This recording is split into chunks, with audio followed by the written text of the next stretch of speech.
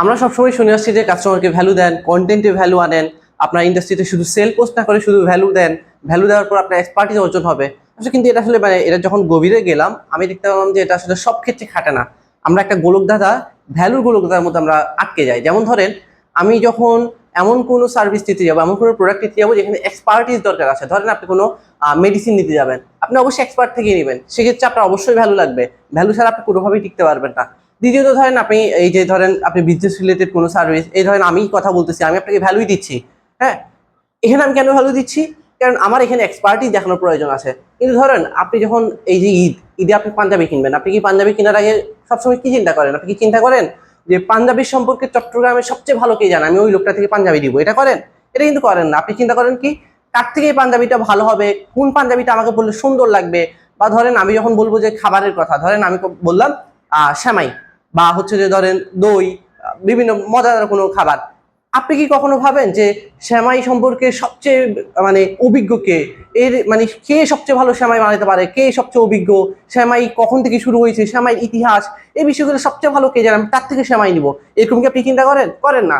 আপনি চিন্তা করেন কোন সেমাইটা স্বাস্থ্যসম্মত, কোন সেমাইটা খেতে মজা লাগবে, বা কোন সেমাইটা হচ্ছে যে আমার পরিবারের জন্য ভালো হবে, খেতে সুস্বাদু হবে, এই জিনিসগুলো চিন্তা করেন।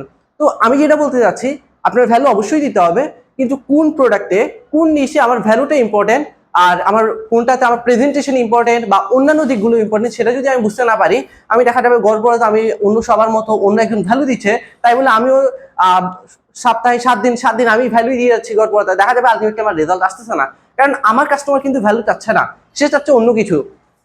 আমার কাস্টমারের সমস্যা হচ্ছে সে বুঝতেছে না যে পাঞ্জাবিটা পরলে তাকে কেমন লাগবে।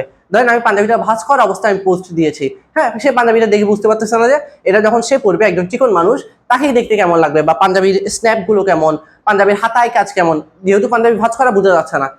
আমি সেসব বিষয়ে কথা না বলে আমি তাকে কি বলতেছি, আমি তাকে বলতেছি যে এটা হচ্ছে যে অমুক ফেব্রিক্স ইউজ করা, এখানে আমরা কটন ইউজ করেছি, যার কারণে কিন্তু এটা হবে, এটা খুব আরামদায়ক হবে। তারপর ধরেন আমি বলতেছি যে এটা হচ্ছে যে এই ফেব্রিকটা 1950 সালে সর্বপ্রথম অমুক দেশে ব্যবহার করা হয়েছিল, এরপর থেকে বাংলাদেশে আসছে, বাংলাদেশ গার্মেন্টস ইন্ডাস্ট্রিতে এটা 3য় স্থান। এই সে হাবি জাবি কোনো ভ্যালু দিচ্ছি, বাট কাস্টমার এগুলো কেয়ারই করে না।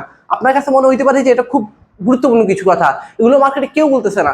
বাট এত বেশি পার্পেল কাউ হবেন না যে মানুষ আপনাকে রিলেট করতে পারবেন। আমরা সবসময় শুনি যে পার্পেল কাউ হওয়া, অর্থাৎ অন্যরা যেটা করতেছেন আপনি সেটা করেন, যাতে আপনি মার্কেট থেকে সহজে আলাদা হইতে পারেন। কিন্তু এমন কিছু করা যাবে না যেটা আমি এতই আলাদা হয়ে গেলাম যে মানুষ আমাকে বুঝতেই পারতেছে না বা আমার সাথে রিলেটই করতে পারতেছে না।